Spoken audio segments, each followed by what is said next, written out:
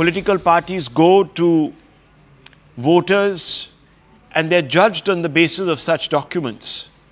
And we are told that in a few days, the BJP itself will also come up with their own manifesto.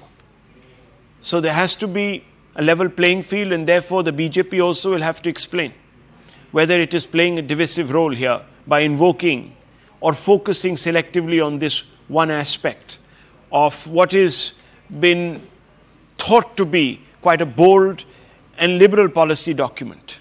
So, viewers, let's begin. Let me first begin with Dr. Ranganathan and Sanjay Jha to set this up. Tom Vadakkan will come in next, and then Dr. Sumansi Raman. So, Dr. Ranganathan, how do you see the Prime Minister's attacks on the Congress's manifesto? Is there really a basis? Or let me put it this way. Can the BJP validate, in your eyes, this Muslim manifesto Bab? Good evening, Rahul. Good evening to my fellow panelists. I will either have a divided in destroyed India, had screamed Jinnah. While he managed the former, the Congress is intent upon managing the latter. Because, Rahul, appeasement doesn't encourage welfare. Appeasement encourages warfare.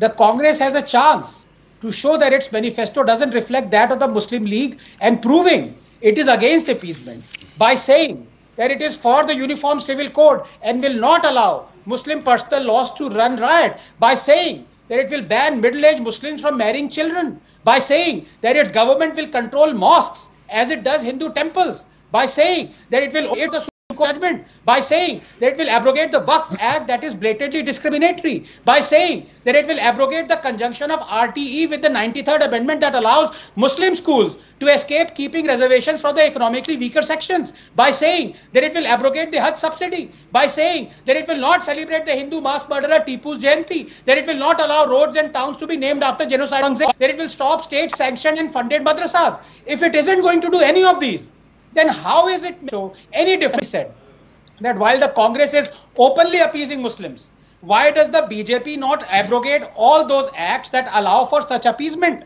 Why has the BJP not taken control of the mosque as it has of temples? Why has the BJP excluded certain communities from the UCC, thus allowing not overturn the overturning of the Shah Bano judgment? Why has the BJP not renamed Babar Road, not renamed Bakhtiarpur? Why has the BJP not...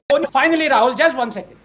On the biggest accusation that Modi is anti-minority, well, here is the heart and with government jobs, 3 crore scholarships, 70% girls' school dropout rate, 5 crore scholarships, free UPSC coaching, 30% girls' school dropout rate. In fact, Modi has given scholarships to more Muslims than Manmohan Singh did. Has Modi reduced AMU funding? No. In fact, he has increased it, including a 90 crore topping up, while our Muslim population is 14%. As many as 31.3% of homes under Awas Yojana, 33% of funds under Kisan Samman Nidhi, 36% beneficiaries under Mudra Yojana have been Muslims. Pradhan Mantri Shadi Shagun scheme, exclusively for Muslims girls who complete their graduation before marriage, they will get 51,000 rupees, housing, skilling, scholarships, government jobs. No other Prime Minister in living memory has comparatively done more for Muslims than Modi. But the truth is, everyone is in the game of appeasement. While some do it openly, others do it quietly. Okay.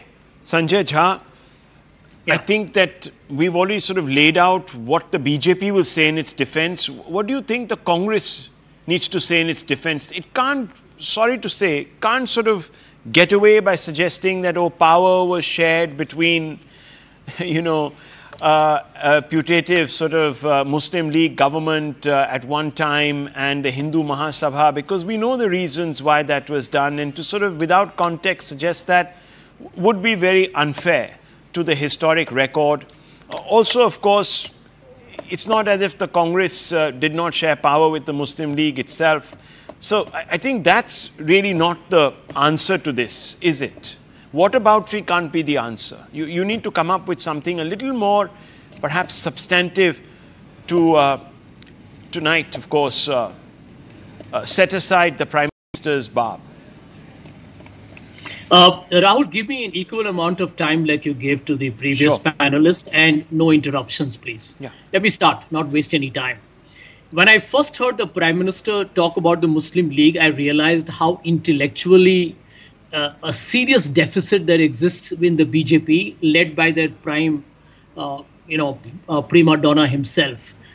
Muslim League, has he read the Congress manifesto? Has Prime Minister Modi comprehended what is written there?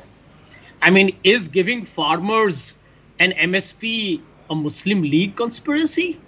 Is increasing Manrega wage and promising a national minimum wage of 400 a Muslim League, kind of a heist?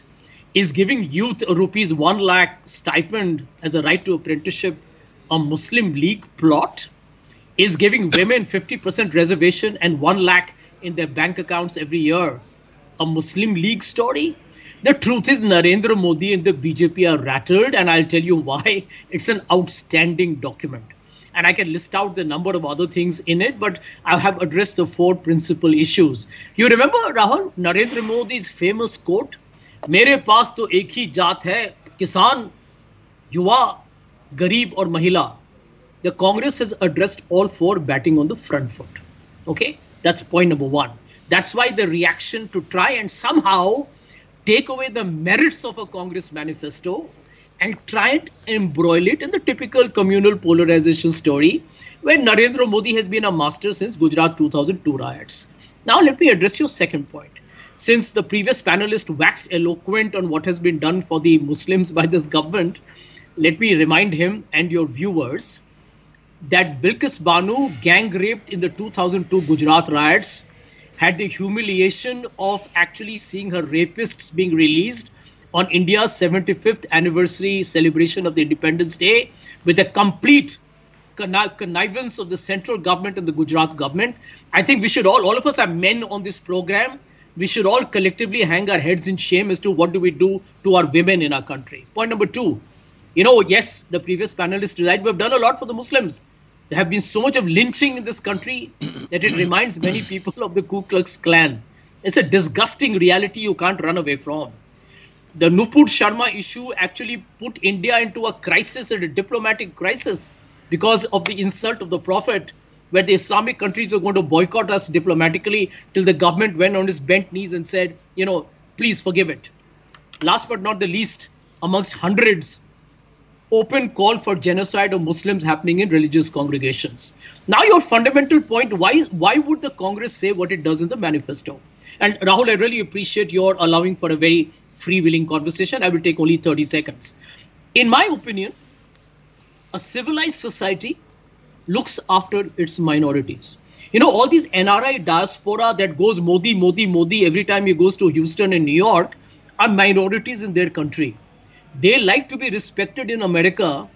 Then by the same logic, Mr. Modi should realize that respecting minorities, protecting them is your duty. No, I'm just taking 2 more points. The Congress manifesto, by the way, and if anybody says appeasement, I'll tell you why they're lying. Look at the data.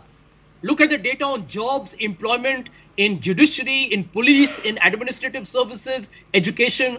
Muslims are not well off. Look at the Sachar committee report before you make those allegations. And lastly, the Congress on the UCC, what has the Congress said? Minorities. It's not just talked to Muslims. Right. And it said you need to consult. Isn't that, by the way, the key hypothesis of the Uniform Civil Code by the Constitution? Let me tell you, viewers, the reason